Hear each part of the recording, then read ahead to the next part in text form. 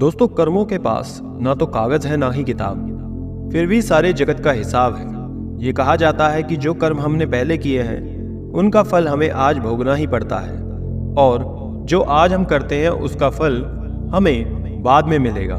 किसी ने सच ही कहा है, दूसरों के साथ किया हुआ छल बर्बादी के सारे रास्ते खोल देता है। अगर आप किसी के साथ बुरा करते हैं तो आपके साथ भी बुरा ही होगा।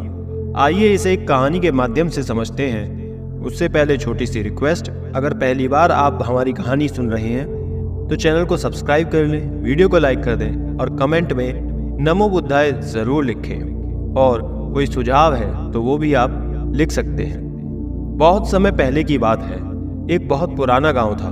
उस गांव का नाम था रामपुर।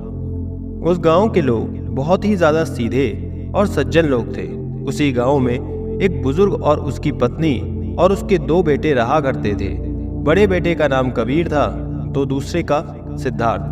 बुजुर्ग आदमी खेती किया करता था और उसी से अपने घर परिवार को चला रहा था।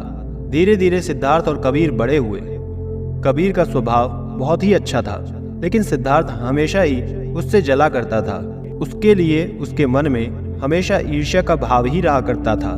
कबीर जितना ही कोमल हृदय का था और सबकी मदद करता था, सिद्धार्थ बिल्कुल उसके विपरीत था।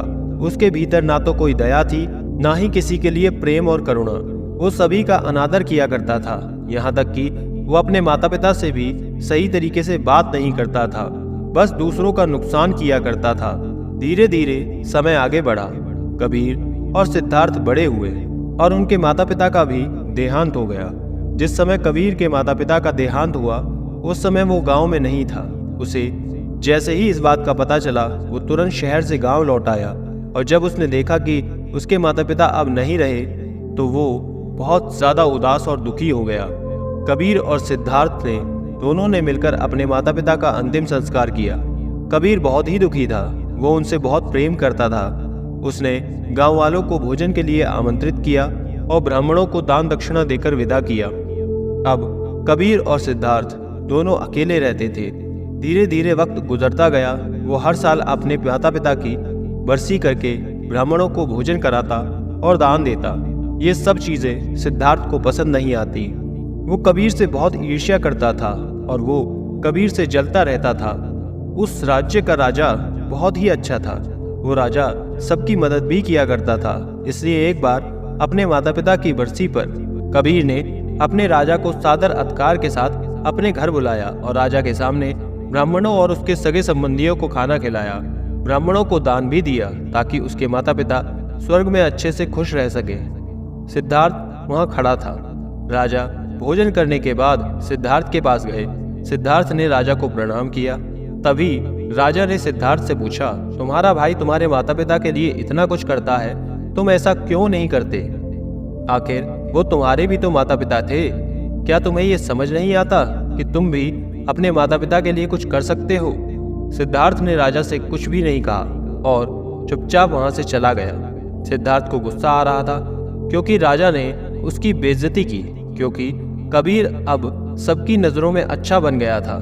राजा ने भी उसकी तारीफ की थी और सिद्धार्थ सिर्फ चुपचाप ये सब देख रहा था। उसके मन में बस कबीर से बदला लेने की चाह पैदा हो रखी थी। कुछ महीने बीत जाने के बाद सिद्धार्थ कबीर को रास्ते से हटाने की योजना बनाता है। वो नगर के सामने जोर जोर से चिल्लाकर सबको ये दिखाने की कोशिश करता है कि उसके माता पिता के जाने के बाद वो कितना दुखी हो गया है। वो सभी से कहता है कि मेरे माता पिता मेरे सपने में आए थे। वो मुझसे आकर बोल रहे थे कि वो स्वर्ग में खुश नहीं है। कोई उन्हें जाकर वहाँ खाना बनाकर खिलाए, उनकी सेवा करे, तभी वो खुश रहेंगे।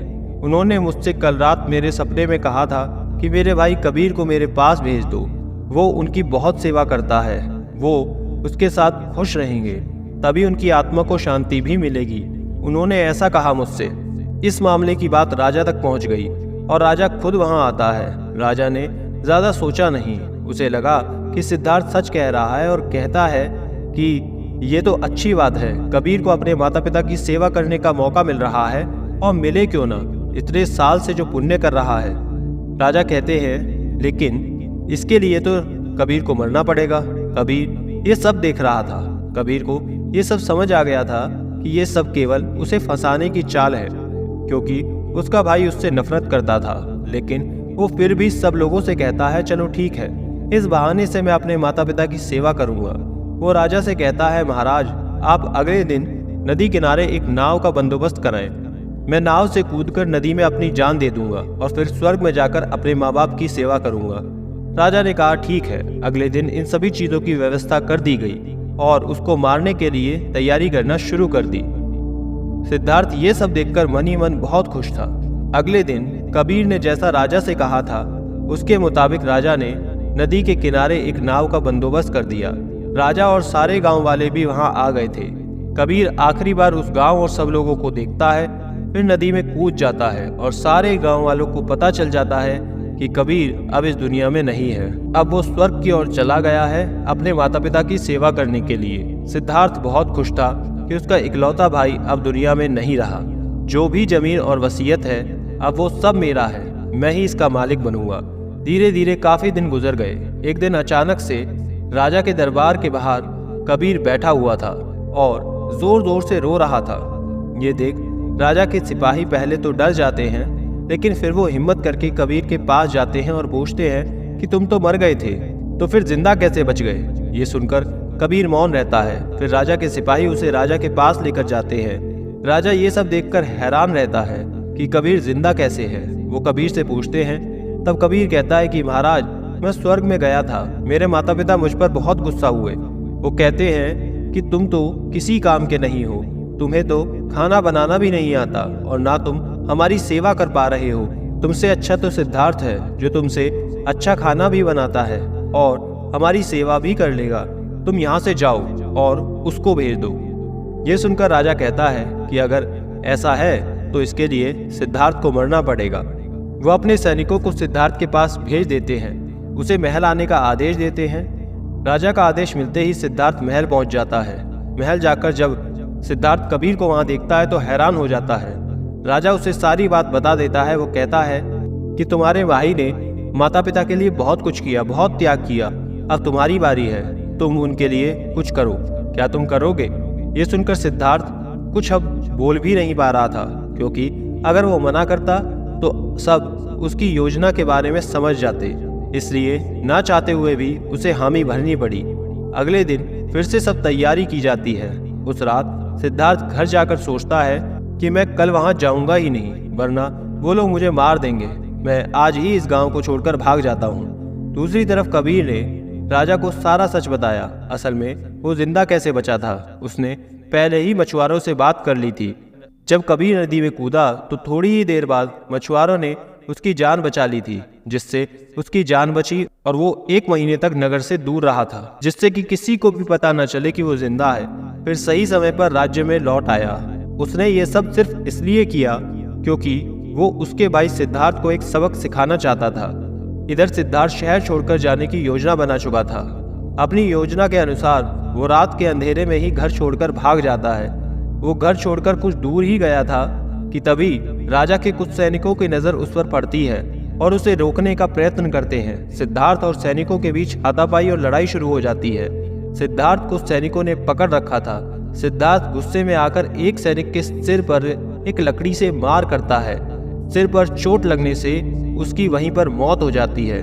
कबीर ने जो सारी बात राजा को बताई थी वो सिद्धार्थ को माफ करने वाले ही थे, लेकिन जैसे ही राजा को ये बात मालूम पड़ती है कि सिद्धार्थ गांव से भाग रहा था और उसने एक सैनिक की हत्या भी कर दी है, ये सारी बातें जब राजा को पता चलती हैं, वो अब सिद्धार्थ पर और ज्यादा गुस्सा हो जाते हैं और राजा क्रोध में आकर उसे मृत्युदंड का आदेश देते हैं। अगली सुबह उसे नाव से धक्का देकर मारने का आदेश जारी किया जाता है।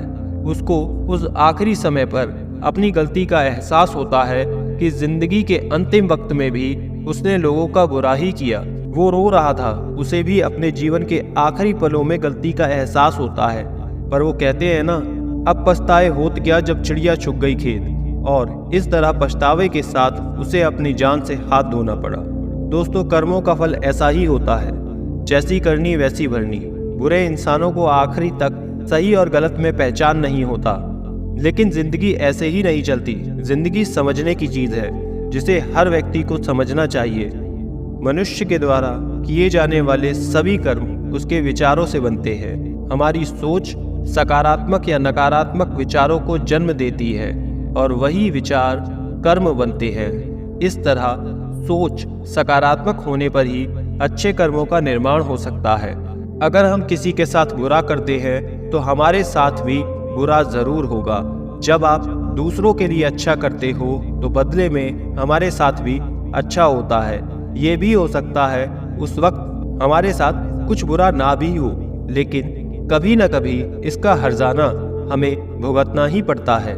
इसलिए हमें किसी के साथ बुरा करने का कोई अधिकार नहीं है, क्योंकि कर्मों का फल कभी न कभी मिलता जरूर है। धन्यवाद। नमो बुद्धाय।